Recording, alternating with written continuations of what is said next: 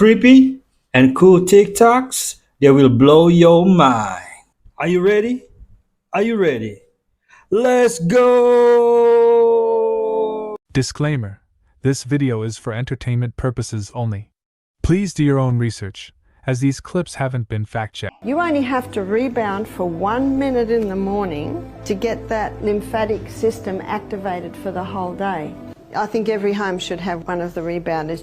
I've come to the conclusion that people age because they stop jumping. Now, why is the rebounder the most powerful form of exercise there is? Strength comes from one activity and one activity alone, and that is defying gravity. Wow. Three forces come together with the rebounding. Defying gravity, acceleration. So when you're leaping off the mat up into the air, you're accelerating. And then just as you get to the top of your jump, you experience deceleration. Angel Reese, one of the best to do it. Love watching her rebound. I used to tell like Ivanka, no drugs, no alcohol, no cigarettes. And I'd say it all the time. She'd go, Dad, leave me alone. Oh, you're such a pain in the ass, Dad. Isn't that terrible to speak you? But she meant it with love. She meant it with love. But I drive them, I would really say it a lot too, because I've watched really smart kids, brilliant kids, get absolutely brought down. They never had a chance. They never had a chance because they got hooked.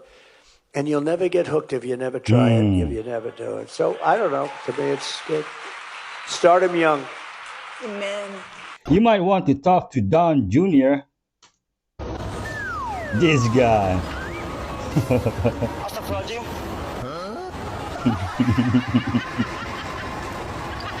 Face filter.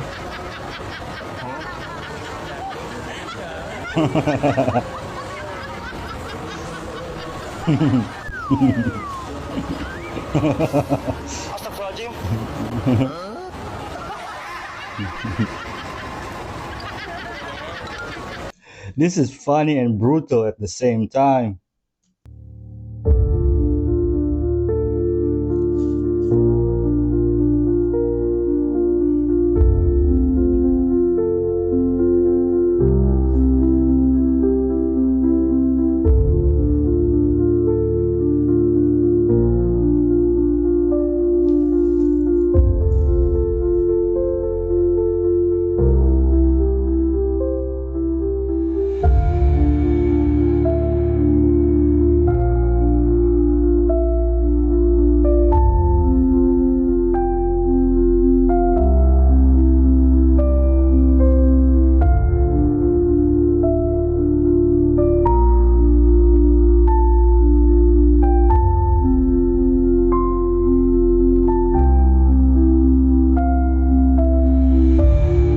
They're all connected, folks.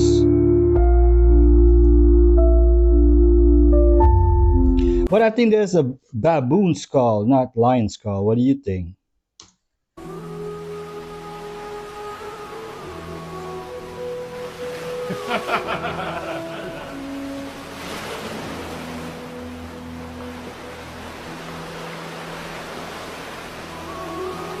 Whoa! AI is going to be so dangerous before we know. If you know, you know. Every single holiday that we celebrate is celebrating one of the 7 deadly sins. Every single holiday. Okay. Think about it. So the easiest one, Valentine's Day, celebrates the sin of lust. Okay. Christmas celebrates, here, I'm gonna show you, bro. Okay, let me see. Check this. Christmas. It's a whole list. This Christmas. Okay, boom. Easy one. Ready? Valentine's Day represents lust for obvious reasons. Now, Thanksgiving, that celebrates the sin of gluttony. Gluttony, yeah, because you're eating a lot. You're overeating. You're taking too much the more than you need. Yeah. Now, Christmas, what do you think that is? Christmas. Greed? Greed. Yeah. Overconsumption and excess. Okay. Right? Wanting more of something. That makes We're sense. celebrating gifts. We're celebrating gifts. We're not really even celebrating like the birth of Christ because people are so focused on the gifts and shit. Now, Easter. This one's interesting. I don't know. The holiday of Easter, what sin would it be? Easter. I don't know. Check this out. This one gets deep. Okay. So they say it's envy because the Romans were jealous of Jesus, so they murdered him. Oh, I focus on the birth of Christ, not the gift. But let me know how you feel about this in the comment.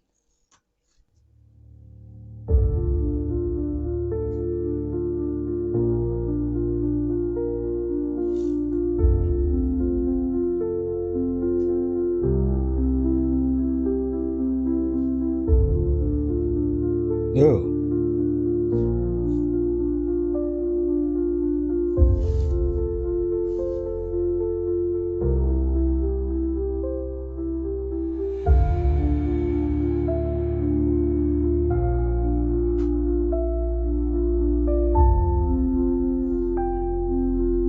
Dopey. Oh.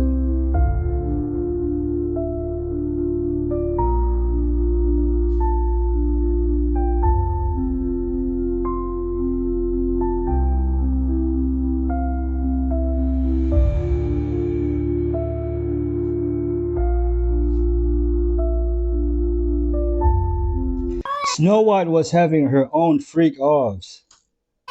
Ô, Estrelinha, magoou, foi. Oh my goodness. Ô, Estrelinha, dois de resenha. Oh, so cute. Pare com Wow. isso. Magoou mesmo. Ah, you got me. I want her. Eu entendi, Estrelinha. Oh, Entendi. ah, Eu sei, minha filha. oh man. Coitada. Oh. Uma vida toda sem tomar banho. Beautiful cat, love her. Lynch mobs on the streets of Europe in 2024. Videos of people screaming, "I'm not Jewish." Can you imagine? Oh my goodness. If you don't feel physically ill watching this like I do now, then you are not human. Israeli National Security Council is telling Israelis and Jews to lock themselves, yes, in their hotel rooms, avoid the streets, and not to wear anything that might show people who they are. Just going to go off script here for a second. You know the thing I actually wanted to say at the top of the show this week? I wanted to look down the barrel of this camera and say to every Jewish person watching, every Israeli person, to be proud, to walk around, tell people they're Jewish, show their faith, to be proud, not to hide it. And then I see this and I think, I can't say that. I cannot say to people to be proud and walk proudly, because look what happens. We must not look away. The amount of people justifying this is frightening. Oh my God. Oh, hell no, man. What the get your ass on, boy. You get your goddamn ugly ass. It's insane. Ladies and gentlemen, welcome to New York City. Discover the iconic skyline, the bustling streets, and the vibrant energy that never stops.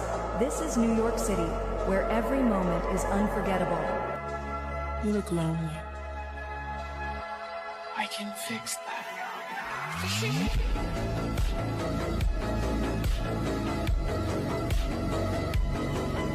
One of my dreams is to see New York City.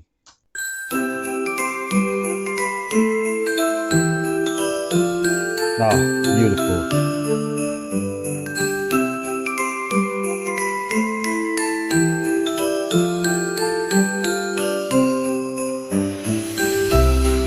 My inner child is jumping up and down seeing this.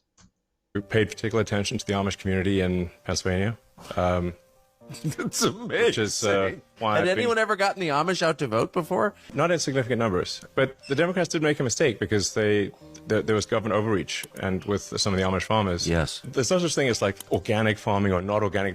They're farmers. They've been farming the same way for a long time, you know. And there was some government overreach that shut down some Amish farmers, which really, you know, made them pretty upset. You just need to be able to channel the Make fact that milk they're upset. raw Like, again. well, there's a thing you can do about it, which is called voting, and we're happy to transport you to. They're allowed to ride in vans, as long as they're not driving the van.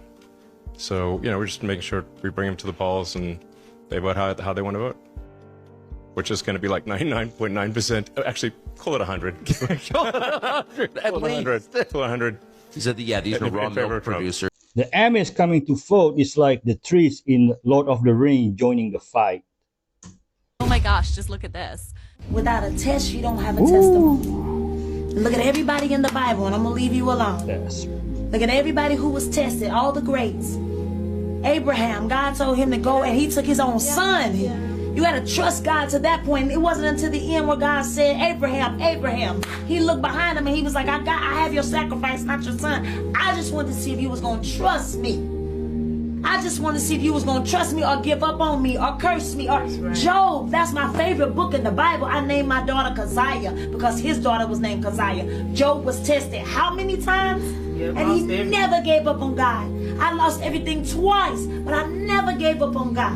Because I knew he had me. I just had to, it was necessary. It's necessary. So don't you give up your faith. Without a test, you don't have a testimony. That's deep. I serve a God that tells me that I'm more precious than rubies. I serve a God that tells me that when the time is right, he, the Lord, will make it happen. I serve a God that tells me that I'm the head, not the tail. I serve a God that tells me that the pain that I'm feeling now could never be compared to the joy that's coming. That's the God I serve. I serve a living God that tells me that I will not die, but I will live. I wish somebody told me that the closer I get to God, the more I realize the people I thought had a relationship with God are actually very far from him. And that the more time I spend in his word, I start to realize that the people that speak for God don't even sound like him. I was reading Matthew chapter 26, where Peter denies Jesus.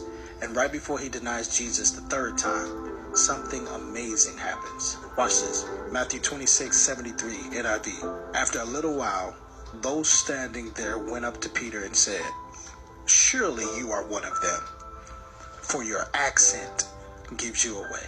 It amazes me how in the midst of Peter denying even knowing Jesus, he can't help but to sound like somebody who does. The next verse talks about how he has to curse and swear in order to get them to leave. He had to sound more like them to disassociate himself from him. And if our mission is really to connect people with Jesus, we have to ask ourselves the question, who do we sound like? Him or them? You will know them by their fruits.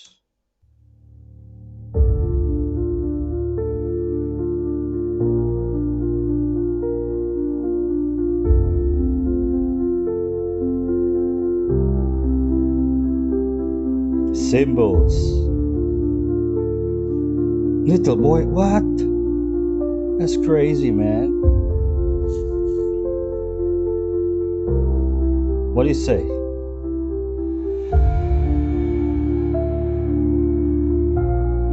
What?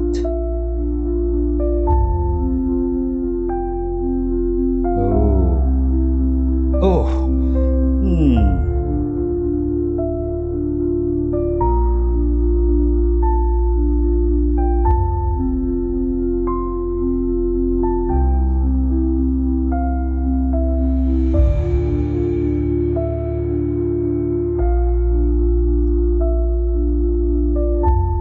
These people are sick. Alcohol doesn't bring out the best in people's characters. Alcohol almost universally makes people less than they are. It's fun because it eradicates your concern for future consequences. It actually kind of does that physiologically, you might say, because alcohol is a potent anxiety-reducing drug. For some people, it's also a psychomotor stimulant like cocaine, and it was certainly that for me. And for other for people too, it can have a heroin-like effect, which facilitates the sense of social belonging. And I think I had all three of those effects from alcohol. So I liked it quite a lot. But the consequence for me was, I would misbehave when I was drinking in ways that made me remorseful the next day or the next 2 days or the next week. And I realized at that point that that was a performative contradiction in a sense. Performative contradiction is when you act out something that's a lie, that runs contrary to your moral beliefs, right? And so I was looking at the literature on atrocity, trying to determine how the proclivity to bring those states about, those hellish states about, might be ameliorated. Like, what's the opposite of evil? That's the question I suppose I was trying to solve. And so when I saw patterns of behavior in my own life that were making things worse than they had to be, then that was an indication that it was time to stop. Wow. The more coffee you drink, the more your body needs magnesium and calcium, which magnesium plays a key role in energy and sleep, and calcium supports muscle contraction and bone health. This is because caffeine can increase how much you go to the toilet, which the more you go to the toilet, the more minerals you lose. And how much magnesium and calcium is reabsorbed from your kidneys and back into the bloodstream. So if you're someone definitely like me who likes to drink a lot of coffee, make sure that you're prioritizing foods that are rich in magnesium and calcium, like dark leafy green vegetables, avocados, and pumpkin seeds, and if possible, good quality and ideally organic dairy. I can have 5 to 6 cups a day. Sometimes I drink coffee before bed too. I flew all the way to Japan to find the only drug in the world that can regrow your teeth. This is Torogem Biopharma, founded by these 3 doctors who are changing the world one tooth at a time. Teeth are so much more important than you think. Yes, you eat with your teeth, but having unhealthy teeth actually can increase your chances of heart disease, diabetes, and dementia. And 69% of adults lose at least one tooth because of tooth decay or disease. But not anymore, because these 3 doctors discovered something life-changing. They discovered a protein in our bodies called USAG1. This protein basically prevents your body from growing teeth. But then they realized that if you can block this protein, something amazing happens. New teeth will grow in your mouth in the exact place you lost your old tooth. They first tested it on mice and it worked. I saw it with my own eyes. Side effects? Yes, that's crazy. So from 2 injections, I see not 2 teeth now, but 4 teeth. It's unbelievable. And now humans are using it too. When you're born, you get baby teeth. When you become an adult, you get adult teeth. And now, for the first time ever, because of Torogem Biopharma, you can also get a 3rd set of teeth. All it takes is one injection in your vein of an antibody that blocks the USAG1 protein, and your new teeth begin to grow. This is the first drug in the world that can do this. And it's all because of these 3 doctors who want to make sure that no one is ever ashamed of their teeth. When people come together to make the world a better place, magic can happen. And that is the example of Torogem Biopharma. Price probably $4 million.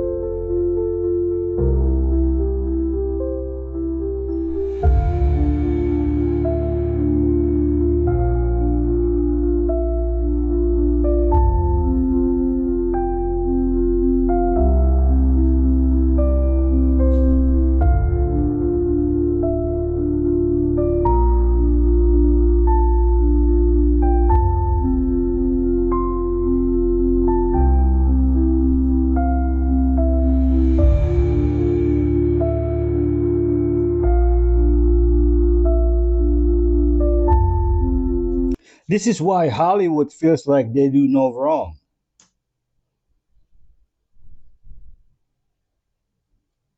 Oh my goodness.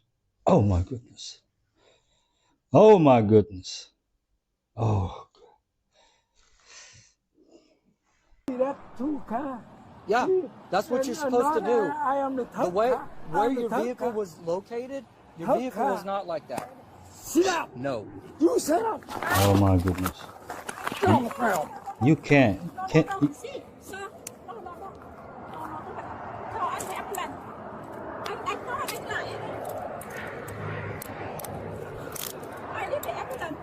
Yeah, I'm gonna call an ambulance.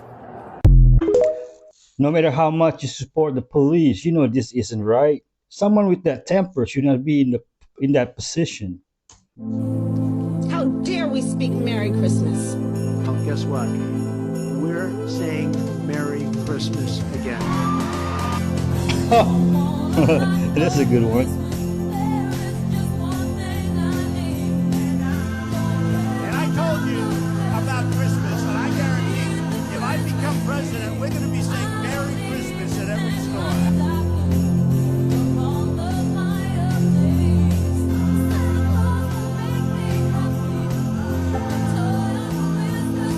Merry Christmas, Mr. President from Indonesia. Really hope this reaches whoever needs to hear this. I wish so badly I'd known this a decade ago. If you are struggling with any mental or physical health symptoms, you need to get tested for parasites and mold. I spent 10 years of my life so mentally unwell, such bad anxiety, depression, thinking that I was just fucking crazy and there was something wrong with me. Only to uncover I had insanely high levels of mold and parasites in my body. People have no idea how significantly these can completely fuck with your mental and physical health. I know I didn't, and I wish so badly that I did. I know it's unsexy and not fun to talk about, but it's so real and so important. It needs to be talked about more so that people can figure it out sooner. How do you get tested though? For the mold? This is what you hacked into your hotel room with yesterday, right? Yeah, I saw your Instagram story.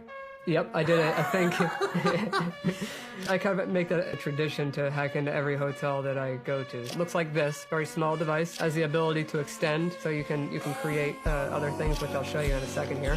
And with this device, I can do a lot of things. I can read same radio frequencies, but it's all sub-gigahertz, which means under 1,000 megahertz, for better words. Bad USB, I button. This is a form of authentication for certain doors. We have infrared, so I could turn off any TV, projector, audio soundbar. So many things use infrared that you may not even be aware of. NFC is actually similar to what I used yesterday. So in NFC, I could read hotel key doors, access control doors for a building. I believe passports. I haven't tried passports. Credit cards.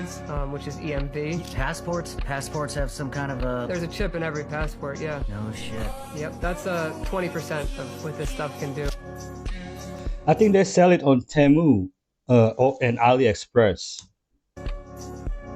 if I'm not mistaken. So the global war on farming that I've spoken many times about is still very much alive and kicking. This time I wanted to come to you with an update specifically about what's going on with the UK farmers.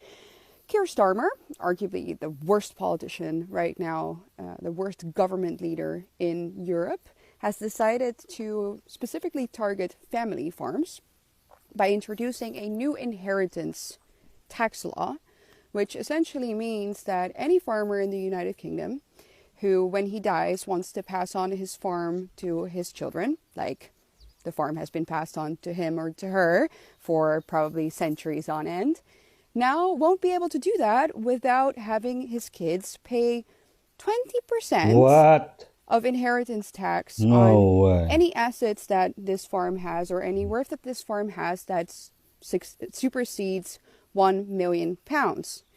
And now, of course, Keir Starmer's government is banking on the fact that you're going to think, oh, but it means that it will only target very rich farmers. Wrong. Anyone who knows any farmers or knows anything about farming in the 21st century knows that farmers aren't, especially family farmers, are not rich people. They are people who work their asses off 24/7 to provide you with food. And that they are not making a whole lot of profit on their work, if they're making any profit at all, but that the only wealth, quote unquote, that they have is actually their land. I'm talking to you right now from my family farm, and their machinery. And with that, you'll easily get to that threshold of £1 million. So most family farms, even the smallest ones, will be affected by this inheritance tax. And now I think inheritance tax in and of itself is a despicable communist ideal. Like, why does the state have any claim to make to your property when you die? Why wouldn't that be, just for your kids? Why wouldn't that just go to your kids? Beats me. But anyway, that's the communist ideal, of course, also of Keir Starmer. And so this new inheritance tax will specifically kill off family farming in the United Kingdom. And I've already seen heartbreaking reports now of a farmer this morning who, upon hearing this news about the inheritance tax, has hung himself. What? And that's something that sadly I've heard about many times also in the Netherlands, because like I said, this is a global war on farming. This is happening all around the Western world. And the goal is, of course, to kill off family farming, to kill off small businesses like this, so that the government can control the food and control the people. Yep. Because what will be left? Family farms like this won't exist anymore on this trajectory, with this trajectory.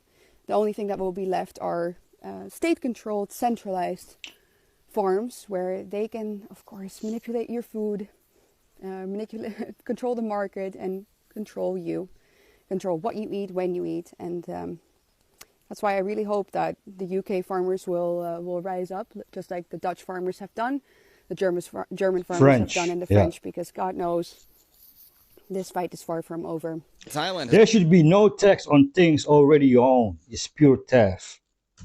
warned against uncooked pork as Streptococcus suis deaths rise. So the Department of Disease Control, or DDC, has warned the public to avoid consuming uncooked pork after 12 deaths were linked to Streptococcus suis infections in northeastern Thailand. Between January and September, 149 cases of hearing loss caused by the bacterium were reported, with the highest number in Nakhon Ratchasima. Elderly individuals are most affected, and the bacterium is contracted through contact with raw pork, pig's blood, or contaminated surfaces. The DDC advises buying pork from reliable sources and cooking it thoroughly, while also avoiding direct contact with raw pork and covering open wounds. Who in the right mind eat raw pork? DJ Khaled's former Florida home lists for $16.39 million, but that's not what I want to talk about. The Aventura home at 3914 Island Estates includes the music producer's famed 500-plus sneaker collection room with its We the Best logo on the floor. We're very curious to know what is going on here. You could see that law enforcement was on the ground. They were also on the water in a boat there circling this home. Now, the home, we are told, is located at 3914 Islands Estate Drive. According to property records, this is a sprawling home, almost 7,000 square feet, commands a price tag of about $4.8 million. What the hell? So his former home, they're saying allegedly, is been raided, okay? And they said it's like 7,000 square feet. But the man that is doing the reporting now is saying like 4-something million, but here it says 16.39. Can anybody confirm any of this? It says here, Aventura Mansion, very part of the rest of that. The home is owned by music executive and Miami Beach restaurateur Naheem Jorge Bonilla, 36, whose name is among 16 people listed in the indictment. Seems like they're getting down with the get down, don't it? Get down with the get down. That's so weird how DJ Khaled used to live there. Hi, my name is Emily. Hi, Emily. I'm 30 years old, and I have no home and no job. Yes, you did hear that correctly. 4 months ago, I decided to quit my corporate job of 8 years and leave all of my financial security and security blanket that I had behind to try and go out and find something more meaningful for me to do.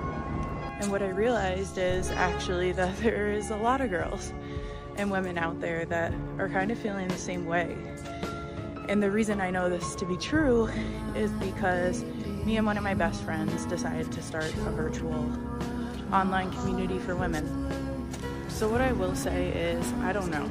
I don't know the answer. If you are feeling like this, I haven't had it all figured out. I'm very much so in the process. I don't have another job yet. I don't have the answers. I don't know where I'm moving. But I do know having community has made it that much better. You're brave, Emily. This is probably the most common reason people don't automate their work, and why this kind of work has the biggest opportunity right now for people wanting to learn how to do it. There are tons of people on TikTok showing you exactly how to make automations using tools like Make.com and Zapier. Really, the key in this industry is to build your own automation templates and then sell them to people that need them. I build these automations out, and I can tell you, like, I fall into this same boat. I don't have time to build all these automations for my own business. There's 4 people that I think you should be following right now if you want to learn how to make automations with Make.com. These are all people that I've learned from a ton, and they're building businesses completely on the backs of Make.com. The first is Steve G. Pope, the OG. He's got 73,000 followers on TikTok, but he also has an incredible YouTube channel where he gives away an insane amount of value. Not only that, he has a private school community, which I'm a part of, where he gives everything away. Oh yeah, he also just won the school games and got a picture with Hermosi. The second is Ralph Miguel Tools. This guy is making insane AI auto-generated videos. He has a whole toolkit that you can buy and also a school community. Third is Angelica Automates. She's up to almost 50,000 followers and makes a ton of content showing you how you can completely automate your social media. Her main product is a complete set of templates that allow you to repurpose all of your content across social media and create faceless content. Wow. Fourth is Nathan Hodgson. I think I might have just butchered that last name. Nathan makes a ton of content showing you how you can automate every piece of your business with Make.com. Seriously, follow all these accounts. They're going to be linked in the description below. And make sure you give me a follow because I'm going to be making a lot more content showing you exactly how you can automate using some of these tools. My specialty is specifically how you can automate your ad operations with low-code tools and AI. Thank you, bro. A new insane AI text-to-video generator just released, and it's completely free to use. It's called Video 01 from a Chinese company, Minimax. Let's test it out. A realistic man drinking coffee in a cafe. Bam. Probably one of the best results I've seen. It does really well with movement. Videos are limited to 6 seconds, but Minimax plans to extend this to 10 seconds in the near future. They also plan to release an image-to-video model. The model supports a native resolution of 1280 by 720 pixels at 25 frames per second and allows for virtual camera control. It's not the best at realism, but the movements and motion are impressive. It has very good prompt adherence. You could use text in the video, and it has very little censorship for celebs, politics, and IP. If you want to try it out, you could use it right now for free at this URL. It requires a cell phone number, but unlike other Chinese AI sites, it supports numbers outside of China. So you can literally sign up and test it right now. And while you're at it, like and follow for more AI. I hope someone tries to make a sci-fi with this in the future. Did you know that if you open ChatGPT, ask it to give you 100 unique prompts for lo-fi songs, copy those prompts to a Google Sheet, connect that Google Sheet to a Make.com automation, connect that automation to Suno AI that generates the music, then upload those songs to YouTube, then you'll have a YouTube channel fully managed by your AI agent. Feel free to follow or join our community if you want this tutorial when it drops. You forget that Suno have songs right if you don't pay premium plan. I asked them. A multi-million-dollar body snatching ring has sparked outrage in China, and the country's authorities are trying to keep the details quiet. News broke last week that dozens of people in the north of China are being investigated after 4,000 corpses were stolen from crematoriums and medical labs. Really? These corpses were allegedly sold to one of the country's largest biomaterial firms, which has ties to the Chinese state. Why would anyone want thousands of stolen corpses, you might ask? This company allegedly used material from the bodies to produce dental grafts that made them $53 million over the course of 8 years. The story was brought to the public's attention after a well-known criminal lawyer in China published details of the case on social media. Chinese police reportedly seized over 18 tons of human bones and more than 34,000 finished or semi-finished products. According to Newsweek, China's state broadcaster initially covered the case but later removed the report, and discussion of the topic is reportedly being restricted on Weibo, China's biggest social media site. While this all happened within China, international bone smuggling is a massively lucrative business. Medical institutions will pay large sums for human bones basically because they're really hard to get, and India is known as the world's biggest exporter of illegally sourced skeletal remains. The usual Western propaganda. They want you to wear their symbols. People don't understand that all of these things have a much greater meaning. They want you to feel loyalty. They want you to show the rest of the world that you believe in what they believe in. They tag us. Those who refuse to be tagged get persecuted. Those who choose to go along with it, go along with it and pretend like it doesn't exist. There is a spiritual aspect to all of this that people aren't recognizing. You know, there's a reason why everyone's wearing so much red these days. There's a reason why all of these checkered themes are coming. These are all Masonic totems and emblems. What profits a man to gain the whole world but lose his soul?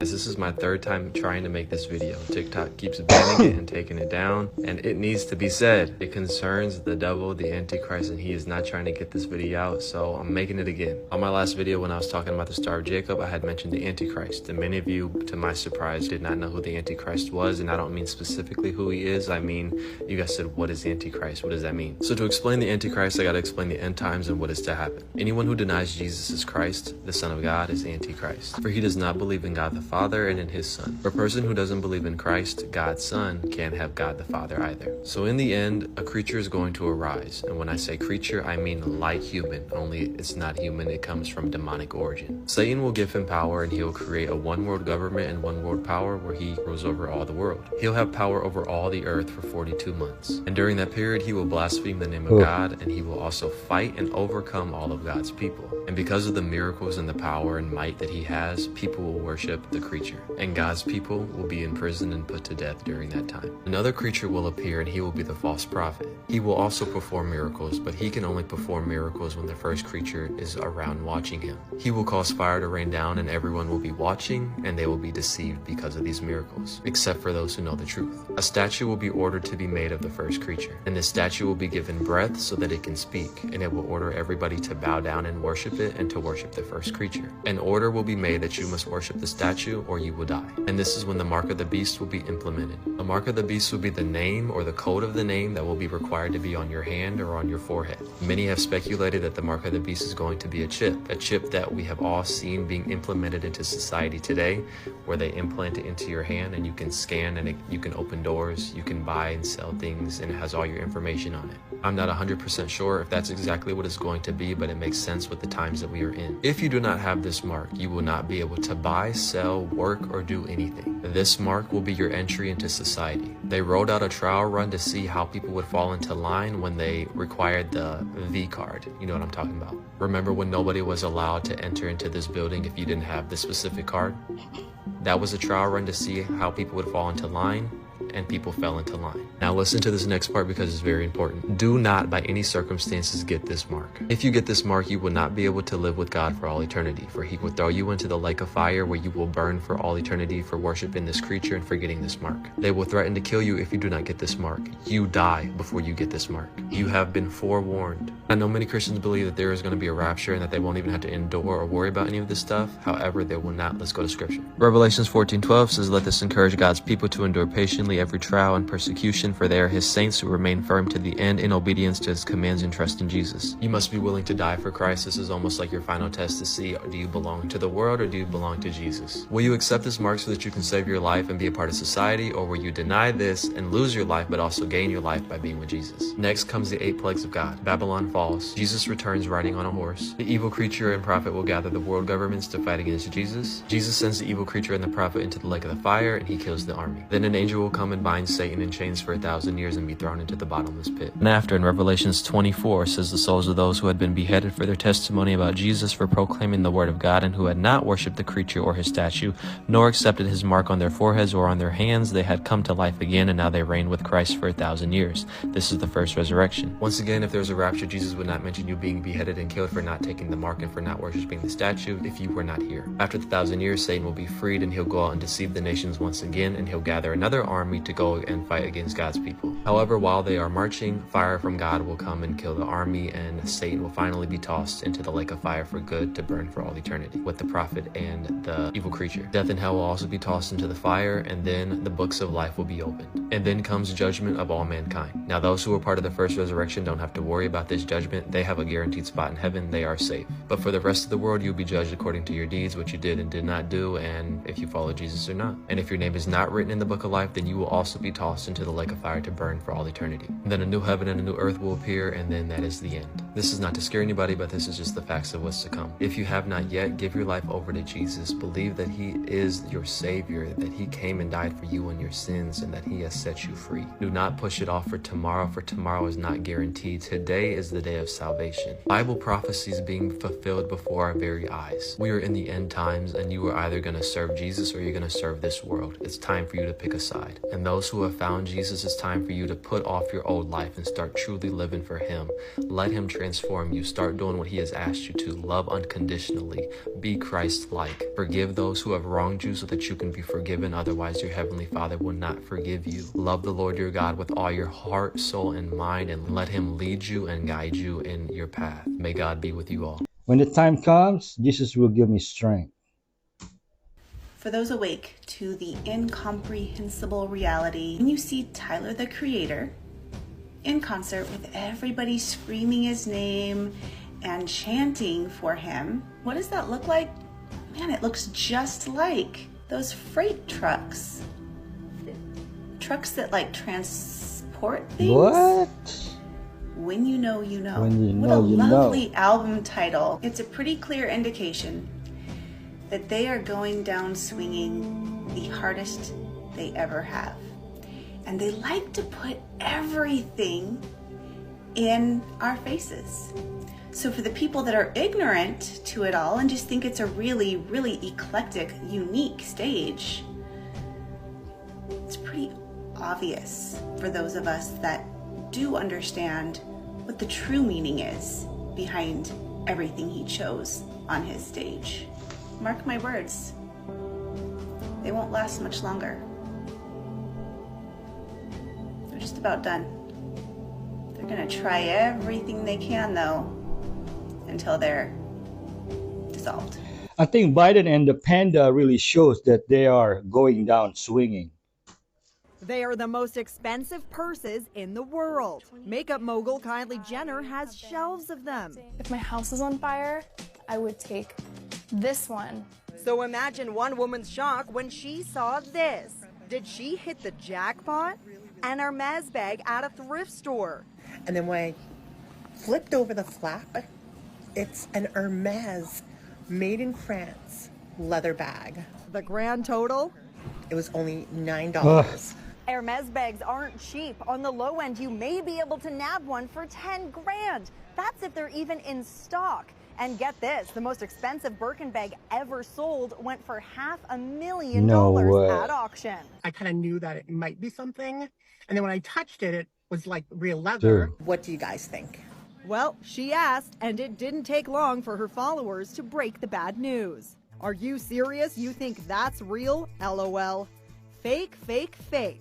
The telltale signs were all there. Oh. A real Hermes bag wouldn't have flimsy handles like the one Ashley found. Educate yourself in the things that you're thrifting. That's key to that's finding fake? authentic luxury stuff. The most powerful thing that you could experience in your life, hitting rock bottom. Not only is it necessary, it's where you're born. It's what makes your kindness feel seen. It's what makes your good nature now respected. It's where your dreams are born and where you show up for those dreams. A lot of the time we have this feeling of rock bottom is the end of your life, and it's the birth of your new one. It's actually the one where you connect to everything that matters. It's the one to where you consider what was real in your life and what wasn't. What is the true desire and what was an impulse. And you could come close to every single one of those. The reason why you call it rock bottom and not a place that you evaluate your whole life is because you need to be seen as something. You're forgetting where you really are. It's when you're free of needing to be all of those things that you were endlessly pursuing. And now you can be who you truly were made to be. Rock bottom is the birth of the individual that you desire to become. Fall in love, get your heart broken, and you'll find a fire within you that you never knew existed. Now let's look at number 47.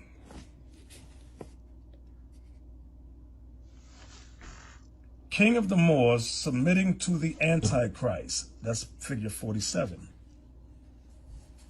Figure 47. King of the Moors submitting to the Antichrist. That's the white man. We've been telling you the Antichrist is the white man for years. You Christians have a lack of faith. You don't believe nothing we tell you. Even when we show you in the scriptures. Now we're showing you with ancient archaeology. Our fathers always knew the white man is Antichrist. Okay? Always knew. Look at this. 46. Envoys of the Antichrist preaching before the kings of Libya and Ethiopia. 46. Oh, here's 46. Let's pull back.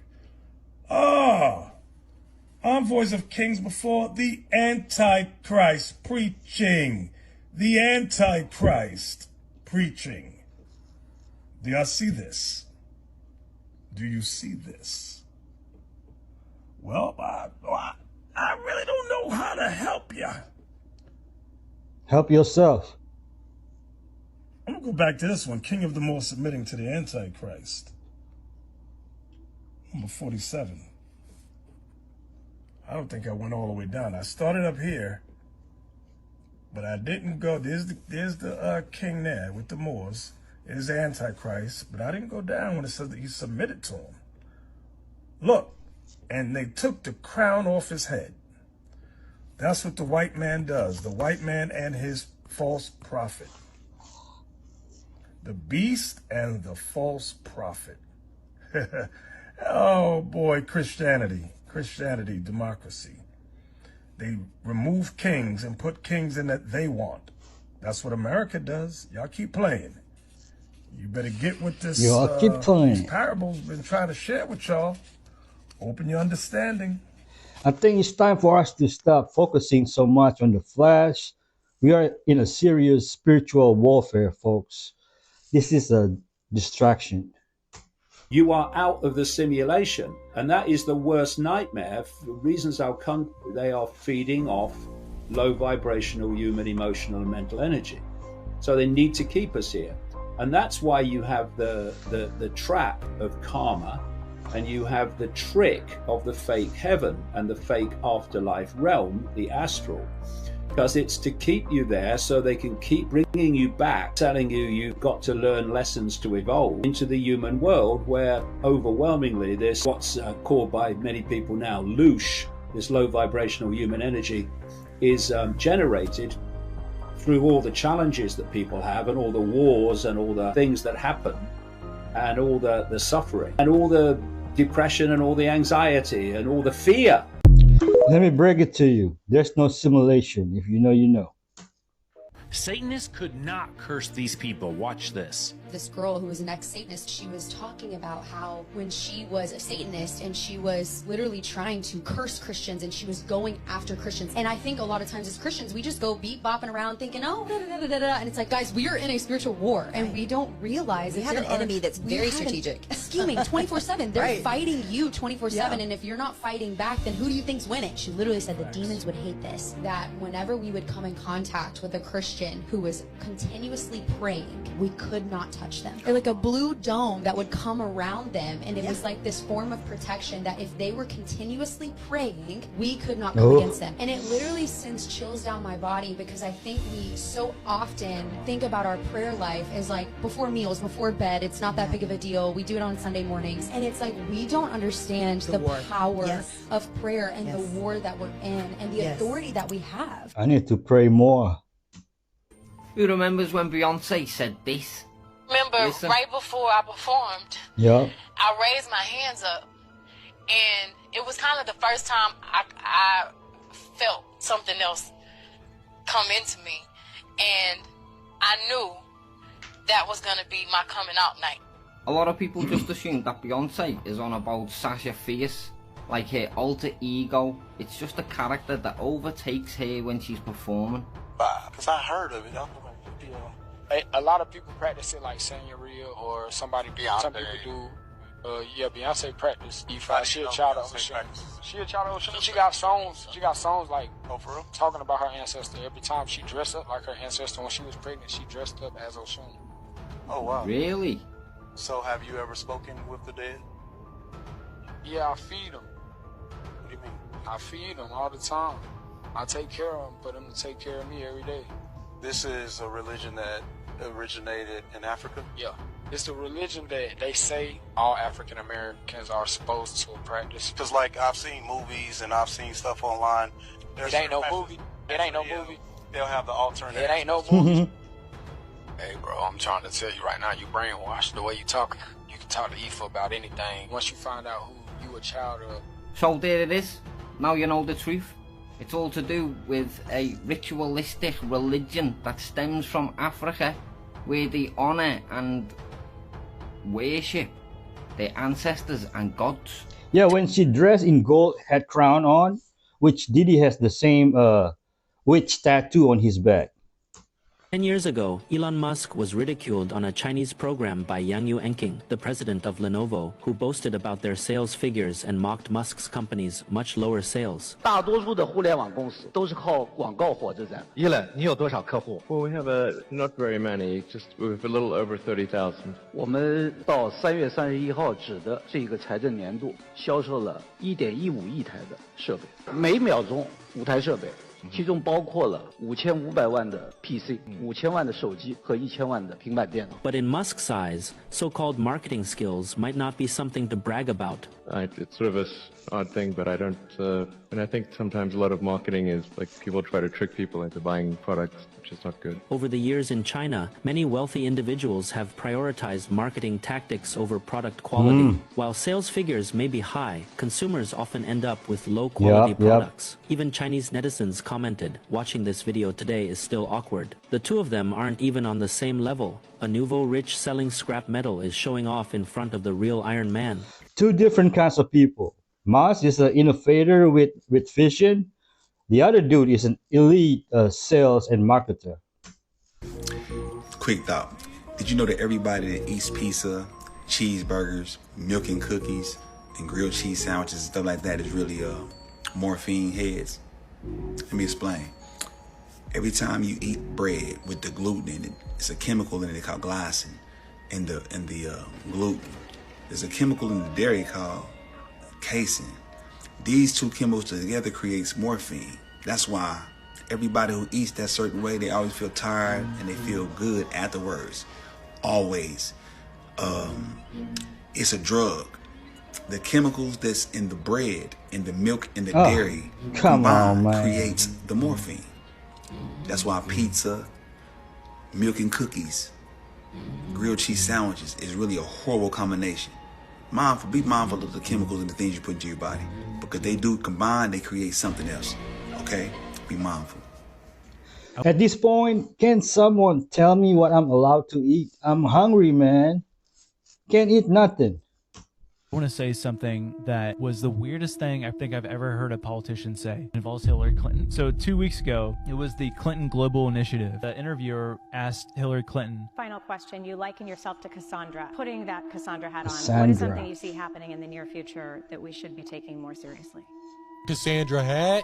I looked it up and it says in Greek mythology, Cassandra was a prophetess that could tell the future, but no one would believe her. The god Apollo, which a lot of people have interpreted as Apollo is Satan, fell in love with Cassandra and offered her the gift of prophecy in exchange for love. Cassandra agreed, but then refused to keep her word. In retaliation, Apollo cursed her so that no one would believe her predictions. But what's so weird to me was that she has apparently openly said, I'm like Cassandra. And basically what she said was she predicts that there is going to be, quote unquote, a black swan event in October. She thinks that the misinformation from Russia or China will affect this election. Donald Trump will win, and basically America will be ruined. Let's talk about why Kamala lost the elections from a PR and marketing perspective, because the Democrats seriously fumbled the bag with this one. They put a woman up against Trump when this wasn't the election for this type of strategy, and the way they handled the platform made things so much worse. The first mistake was misreading the opponent's base. The Democratic Party underestimated Trump's base, especially amongst male voters. Trump's brand is built around being a man's man. He's locked into that audience. He's at UFC events. Got the support from Elon Musk and Joe Rogan, both major influencers within that demographic. Putting Kamala against that,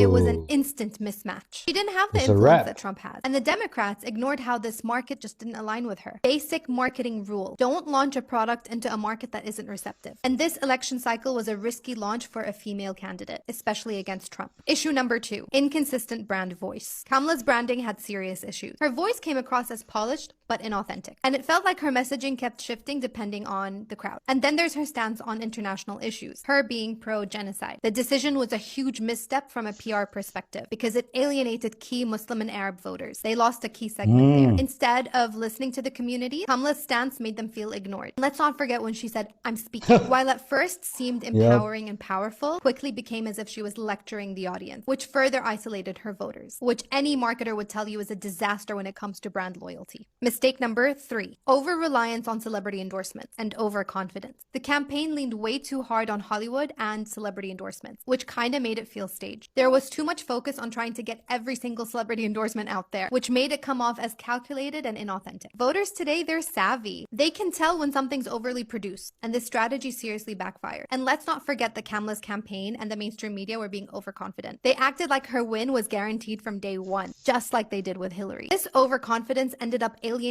undecided voters who didn't appreciate being told that the race was already decided. Mistake number 4, a weak core messaging. Kamala's campaign seemed to focus on the fact that she was not Trump, instead of real and specific solutions. As a marketer, you should know that you shouldn't just sell a product based on the fact that it's not the other product. You don't point out the competition's flaws. You have to show what your product brings to the table. What's your USP? Kamala's platform lacked a compelling vision, and the voters noticed. Without a strong and positive message, the campaign couldn't build a solid base of support. So from a marketing and PR perspective, this was a major missed opportunity. The Democratic Party took a gamble on a female candidate against Trump, and they didn't have a strategy to back it up. They alienated key communities, leaned too hard on celebrities, and didn't offer voters enough to believe in. Next time, they'll need a much sharper focus on the audience, message, and authenticity. Because voters are customers too. And if the product doesn't resonate, no amount of star power can save it. And in my personal opinion, I think the reason why Donald Trump won both times is because he came in as a disruptor. His comm strategy was different. His positioning was different. Trump's strategy is a disruptive strategy, and that usually works in a market that's really oversaturated or in a place where people are just so used to being sold to, and really positions himself as being different to the establishment. And I think that's why he won. Let me know what you guys think. Leaning on Hollywood stars in Diddy's scandal time is insane. Did the Indonesians really defeat the Mongols? Or was it a clever betrayal that brought the Mongol Empire to its knees? I bet you don't know this. In 1293, the Mongols faced a cunning betrayal on the island of Java, which is present-day Indonesia.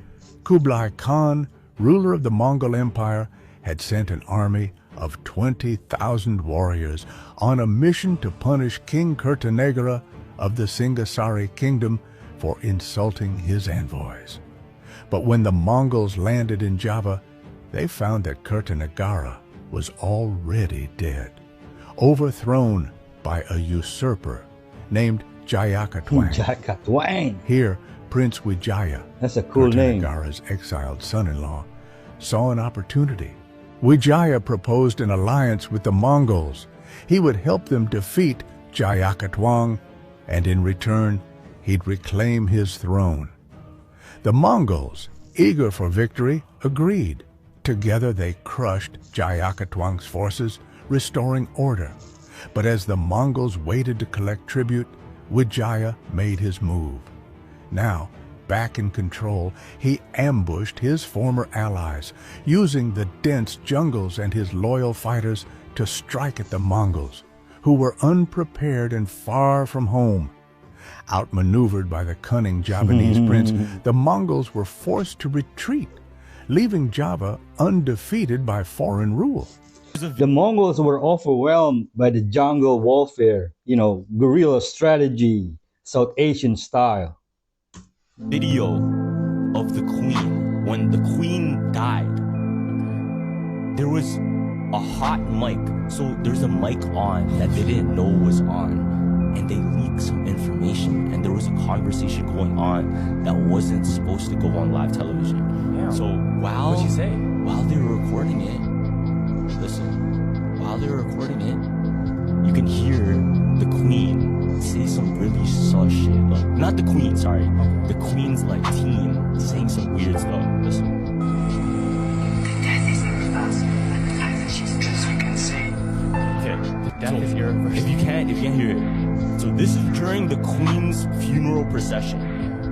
She said, this is the exact words, the death is irreversible, and the fact she is trapped. And then it just cuts off. So, yeah. The death is irreversible, and the fact that she's just can see.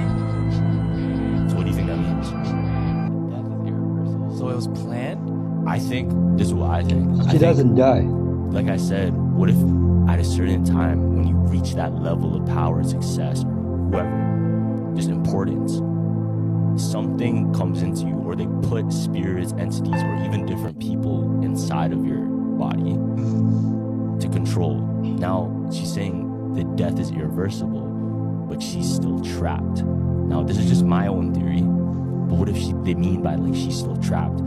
That spirit, they weren't able to transfer to somebody else yet. So whoever that, you know, entity is was stuck in the dead body that they can't pass on. Because why else? What the fuck? Why else would you be talking about? The queen was mic'd, right? No, not the queen. The queen's team. Yeah. Oh my god. Go watch Get Out to get what they are talking about. There are so many rude tourists out here in Bali and Thailand, and I can't stand it when people are rude to the local people out here. Because these people here are the nicest people you ever meet. And loads of tourists come here and treat them like shit. But I've been in some restaurants and there'll be a foreigner arguing with a local about, oh, they got my food wrong. And they're being absolutely vile to them. But I don't understand why people do it. These people literally make 10, 20 pounds a day. And you give them a hard time. You're in their country. Give it a rest. I can't stand it. If I'm around people that are doing it, I say something. I can't stand when people come here and treat the locals like shit. And these people out here are so accepting. Like, especially in Bali, everyone from all around the world have come here and built shops, built businesses here. And then for us to come over here and rude to them, like we've literally taken over and you're rude to them. These people are so nice. They won't even argue back either. Well said, brother.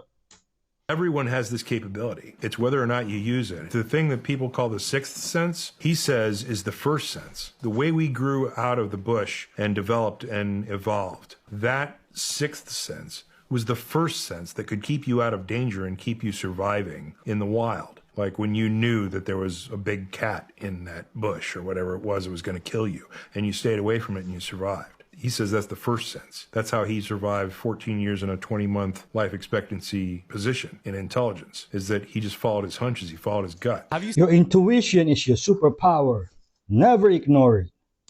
Seen that whole like picture of like who runs it? Because you were right about the 444. Because the second like pedestal in like the hierarchy is Diddy, Beyonce, and Jay-Z. But there's another guy that that's how you know I'm in the rabbit hole. Yeah. Because there's the one guy who puppets Beyonce. He's like the owner. The owner. Like there's some white guy that Michael Jackson shouted out in an interview. And he said something about like, oh, he wants everyone dead or something like that. Hold on. Let me try and see if I can find it. Oh, here. It's Tommy Mottola. And Michael Jackson went on an interview and said he's a demon. What the fuck? And Tommy Mottola is a devil. Yeah. And he's like the manager? Yeah, what is he? So look, Tommy is at the forefront. Yeah. Then it goes Diddy, Jay-Z. Then it goes Mariah Carey, Beyonce. Wow. Then, you know, your usual rappers, Tupac? Selena Gomez, Justin Bieber. Like the main ones. But, you know, like the top guy, when we're talking about fast food, how there's only two running, like, he's the Tommy is the Rain Man. Shocking new report from Oxfam has just found that up to $41 billion of climate finances in the World Bank are unaccounted for. That means there is no clear public record showing where 40% of all climate funds spent by the bank over the last 7 years, where it is or what it was used for. And because of that, it makes any assessment of its impact on climate initiatives impossible. And just to make it worse, Oxfam said that it remains unclear whether these funds were even spent on climate-related initiatives, which were intended to help low and middle-income countries. The head of Oxfam in DC said, "We had to sift through layers of complex and incomplete reports, and even then, the data was full of gaps and inconsistency. The fact that this information is so hard to access and understand is alarming." It's not lost, it's being spent by the super rich on whatever they want. I don't trust Elon at all. What was he doing? There's a clip of him talking where he's talking about Neuralink, and he's saying that Neuralink can now take a snapshot. He's like, he compared it to like saving in a game. He was like, there's nothing in science that should prevent us from being able to take that same Neuralink chip and implant it into another biological being. Oh my gosh. But think about that. If he's creating robots that need human consciousness to operate, could he be could he pull Neuralinks? Like put the consciousness, if you will, into a robot. You live forever. Couldn't you offer that as a job? Like somebody who doesn't have a job, they could like wear their glasses and like the remote, and you could be an assistant to somebody in LA. You're maybe not getting paid as much as because you're not there, and actually, but like you literally be walking around in their house doing chores, but you're in your house. I bet you that's going to happen. Your artificial intelligence is not smart enough to do these things yet. Why not have people operate it? Like at least in like a Tesla station or something. So it'd be like having a driver. Like if you just hire a driver. Yeah. Well, I guess I wasn't reaching after all. Liam Payne's friend charged after investigation, and I like it. But there's more. They raided that hotel again. Now, for those that might not be familiar, Liam Payne supposedly fell off the 3rd floor of a balcony with a chest-height rail, and we don't buy it. We knew from the beginning something didn't smell right, and Hollywood was probably behind it. Then it all hit the fan when they conducted a raid October 23rd at that hotel. But they just conducted another one yesterday. And news broke that an alleged friend of Payne and 2 hotel employees were under investigation. Now, Liam's friend has been charged, and we're going to find out who that is. That quote-unquote friend has been linked to a possible supplier. Notice how they said presumed friend. So what we know is there have been 3 people arrested. The 2 people I said, the 2 hotel workers accused of supplying the rugs, and the person who's supposed to be a friend whose home was raided. They have now called for 9 raids, and y'all said I was reaching when I said he was killed. He didn't fall. I'll be talking about it on my podcast, The Flow Show, No Filter, on Apple and Spotify. I'm out tonight at 7. So you named your baby Kininigan. I actually think this was a great choice because it will ward off reptilians from going near your child because they will know what his name is and will stay away from him so that they are not revealed to be the shapeshifters that they are. And if you would ever like for your baby to go beyond the ice wall, I would suggest that they go to the continent of Amun-Ra, the stronghold of the Nephilim, because according to rumor from what I've heard from people who claim they've been beyond the ice wall, is that this continent has been invaded by shape-shifting reptilians, the same reptilians that have invaded our government and our Earth. Apparently they have gone to every other continent as well and built underground tunnels and committed terrible atrocities down there. But someone with the name Kininigan, it could mean something. It could mean some sort of destiny to liberate the peoples out here, because it is the exact word and frequency that could fight back against the shapeshifters. So perhaps this is all what is supposed to happen in the end. And he has suicide vest on, and you know what happens with suicide vest? The dude's head's gonna pop off, right? Remember? I tell in my book the story. I had a buddy next to me who was flashing back in Iraq when he had to go find the head. And of course, I know what's going on. Like, okay, they're gonna find the head, they're gonna do the forensics, and they're gonna do the biometrics, and they'll look at the distance between the eyes, the ears, you know, all that crap. But you gotta find the head first. And I'm just sitting there going, oh man, can you imagine that kid in there with this surefire, smoke billowing, probably fire going on, looking for the guy's head. The ground force commander, he would not call jackpot, even though we know it's Baghdadi. Finally, the 4-star commander that's overseeing the operation, he calls and goes, ground force commander is not going to call jackpot right now, but he assesses a strong degree of confidence that the target has been killed. Right now, they're working on human ape creatures that will fight their wars for them. There you go. That's crazy. So what it is actually is gonna be a species of ape that are intelligent. Yeah. Intelligent enough to listen and do orders and literally fight battles as foot soldiers, right? They're not gonna be human, like half humans, but they're gonna be genetically modified so that their brain capacity can take in more information. They can communicate, they can speak Russian, you know what I'm saying? Like, my goodness. And they can do all of these things. What happened in history was the people that weren't intelligent enough were the ones that were tricked into fighting for them. As sad as that is, but if they're able to make this humanoid ape creature, make them the soldiers, what if one day they just fight back? Why? Russia is developing super soldier. Would the holy, all-powerful, just God lower himself to the form of a human and experience death like humans do? The quick answer is love. The Bible says God is just, he's holy, he's perfect. He has a standard of living that we are, as his servants, supposed to uphold to. But we fall short of the standard, which is perfection and holiness. Because he's holy and he's just, he can't just allow us to just go unpunished. Just like somebody in the judge in a courtroom, if you robbed a bank, he can't just let you go. Even if you are sorry, you have to be punished for your crime. The Bible says that the wage of sin is death. However, he loves us. Yes. And he's merciful. And he doesn't want us to be separated from him. So what does he do? He offers a way where justice can be served, sin can be punished, where it doesn't just get swept under the rug, while at the same time, his mercy and his grace can be handed out. And that's through him taking on the form of man, representing mankind, paying the price for our sin himself. Amen, brother. Talk that talk, man.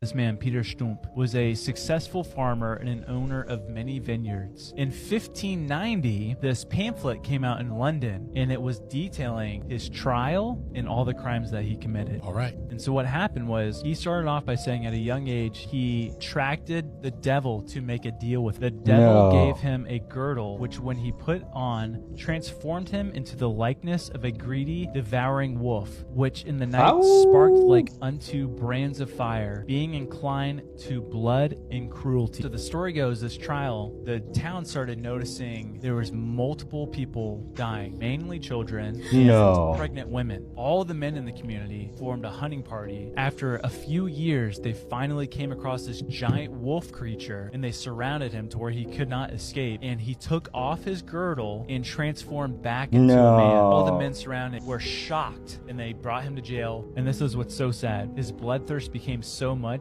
that he took the life of his own son. Of course.